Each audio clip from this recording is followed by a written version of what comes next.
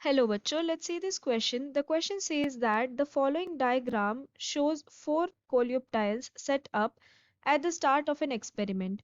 Which two coleoptiles with both bend towards the light sources? Option 1, 1 and 2, option 2, 1 and 4, option 3, 2 and 3, and option 4, 3 and 4.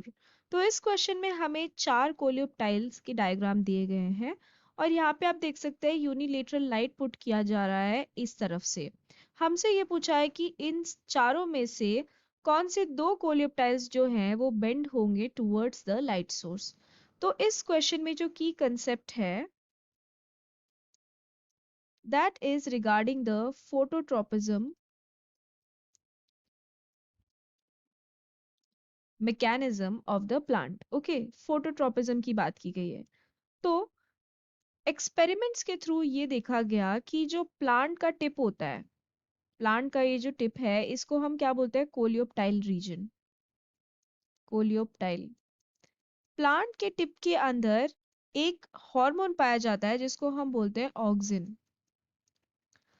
ये क्या करता है कि ये help करता है to bend the plant tip towards the source of light. तो यहाँ पे ये ऐसा प्लांट है जब ऑक्सिन के कारण क्या होता है कि जहां से लाइट सोर्स आ रही है, समझ लो इस तरफ से आ रही है यूनिडायरेक्शनल लाइट, यानी कि एक तरफ से ही आ रही है, बाकी सारा आसपास सराउंडिंग जो है वो पूरा डार्क है। तो ऑक्सिन क्या फैसिलिटेट करता है कि प्लांट के टिप को वो बेंड करता है towards the source of light. Okay, ये ऐसे स्लाइटली ऐसे बेंड करवाता है।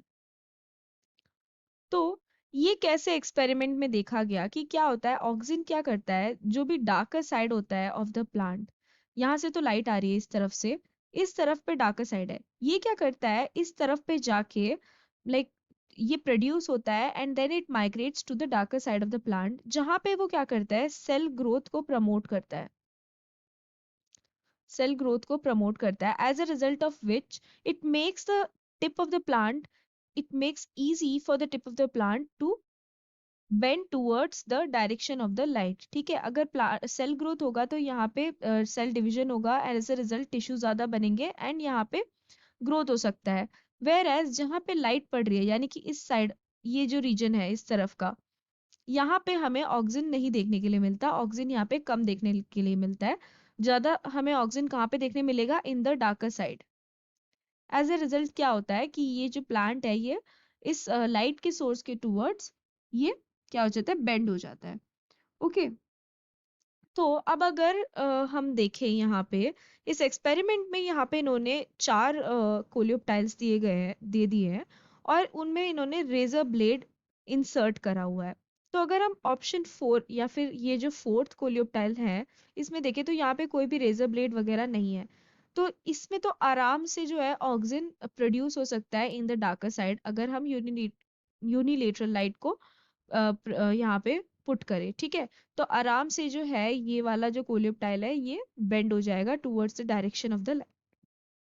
अब अगर हम तीनों अदर अदर थ्री ऑप्शंस देखें, अदर थ्री कोलियोप्टाइल्स देखें, तो यहाँ पे रेजर ब्लेड इंसर्ट किया गया है।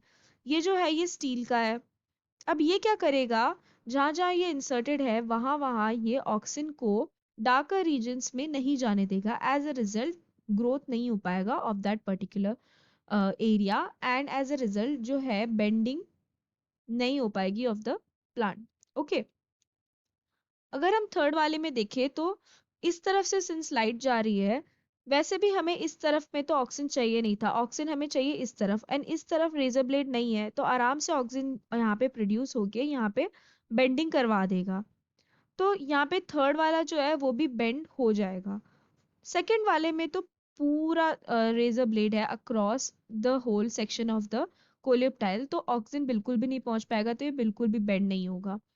फर्स्ट वाले में हमें यहाँ पे देख देख सकते हो कि इधर हमें ऑक्सीजन नहीं चाहिए, इधर हमें ऑक्सीजन चाहिए, बिकॉज यहाँ पे तो लाइट है, डार्कर साइड में ऑक्सीजन चाहिए और यहीं पे हमने ब्लेड इंसर्ट कर दिया है।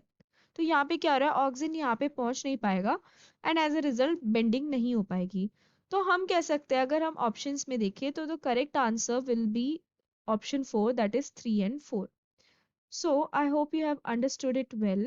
Best of luck.